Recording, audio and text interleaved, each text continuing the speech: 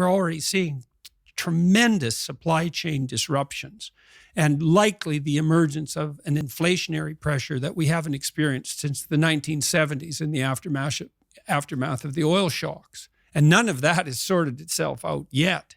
I believe that we will conclude that our response to the pandemic caused more death and misery than the pandemic itself. And we have no end game in sight. Another thing I asked the people that I was speaking with is like, well, when is this over? Well, we don't know. Well, what would over look like? Well, we don't really know.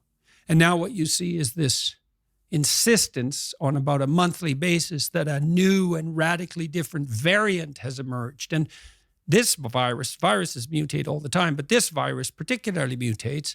And there are small mutations and medium-sized mutations, numbers, let's say, and also effect and larger scale mutations. When is that a variant? Well, how about whenever it's convenient for the pharmaceutical companies? You think, well, that's cynical. Is it now? The biggest lawsuits in the history of the American judicial system have been levied against the largest pharmaceutical companies on a regular basis for the last 20 years. And since when has it been a proposition of the political left that pharmaceutical companies necessarily have our best interests in mind? Now, I'm not particularly cynical about pharmaceutical companies. I think they have a hard job, both in terms of research and development and marketing and sales.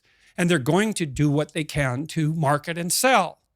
But that doesn't mean that they are now to be the arbiters of all public policy, because our politicians are too cowardly and incompetent to do anything but devolve their responsibilities to so-called experts, domain experts.